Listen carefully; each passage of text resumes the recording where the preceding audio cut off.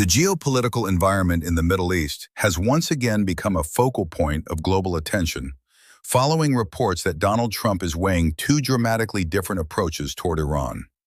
According to emerging discussions in political and strategic circles, Trump is considering either an aggressive military option that could involve targeting Iran's Supreme Leader, Ali Khamenei, or permitting limited, tightly controlled uranium enrichment as part of a negotiated arrangement.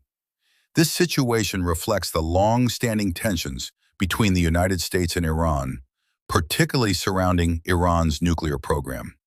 During Trump's presidency, the U.S. withdrew from the 2015 nuclear agreement known as the Joint Comprehensive Plan of Action, JCPOA.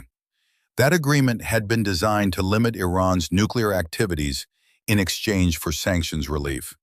Trump criticized the deal as insufficient and reinstated heavy economic sanctions on Tehran, significantly escalating pressure on the Iranian government.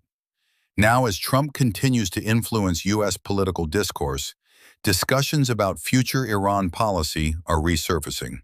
The first reported option, a direct move targeting Khamenei, would represent one of the most dramatic escalations in modern Middle Eastern politics. The Supreme Leader is not only Iran's highest political authority, but also a deeply symbolic religious figure.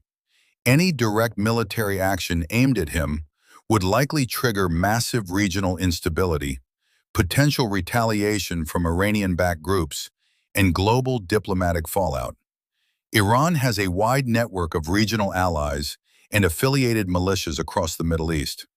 A strike targeting its top leadership could activate responses from these groups in countries such as Iraq, Syria, Lebanon, and Yemen. U.S. military bases and allied interests in the region could become immediate targets. Oil markets would likely react sharply, with prices surging amid fears of supply disruptions through critical routes like the Strait of Hormuz. Financial markets globally could experience volatility as investors move towards safe haven assets such as gold. However, it is important to note that such an action would carry enormous legal, diplomatic, and military consequences. Targeting a sitting head of state is widely viewed as an act of war.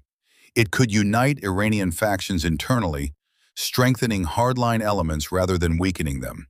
International allies in Europe and Asia, many of whom support diplomatic engagement with Iran, might strongly oppose such a move. The United Nations Security Council would likely convene emergency sessions, and global condemnation could follow. On the other hand, the alternative option reportedly being considered involves allowing token enrichment. In nuclear diplomacy terms, this would mean permitting Iran to enrich uranium at low levels under strict international monitoring, while preventing it from reaching weapons-grade capability.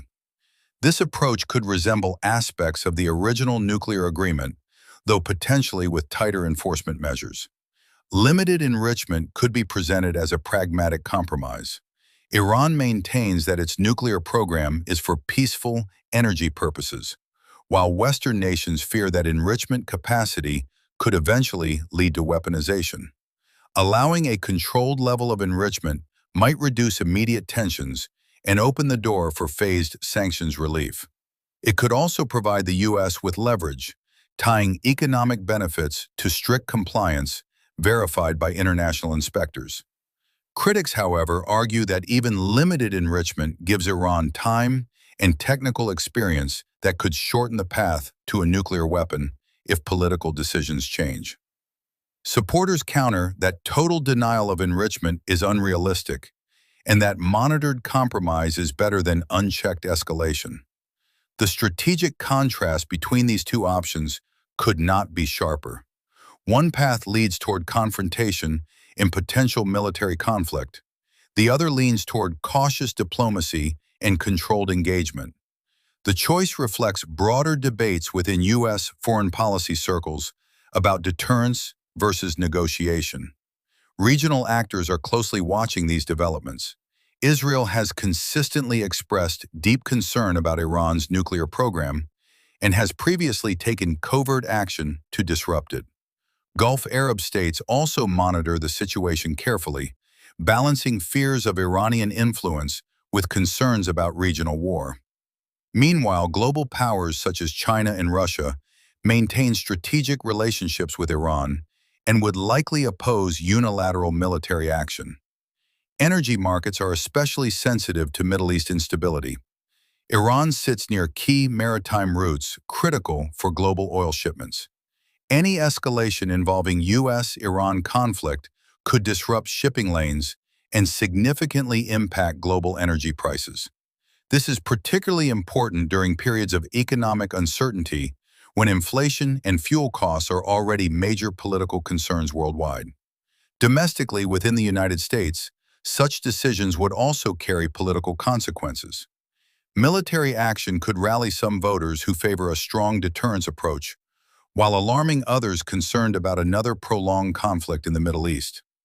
A diplomatic compromise, meanwhile, could be framed either as pragmatic leadership or as weakness, depending on political perspective. Ultimately, the reported deliberation highlights the complexity of dealing with Iran's nuclear ambitions. The stakes involve not just bilateral relations, but regional stability, global energy security, international law, and nuclear non-proliferation norms. As of now, no official policy decision has been confirmed. Discussions remain speculative, and diplomatic channels between the U.S. and Iran continue to operate indirectly through intermediaries. However, the mere consideration of such divergent options underscores how volatile and consequential U.S.-Iran relations remain. In the coming weeks, global markets, regional governments, and international institutions will be watching closely for any signals of direction. Whether the path chosen leans toward confrontation or controlled negotiation, the outcome will likely shape Middle Eastern geopolitics for years to come.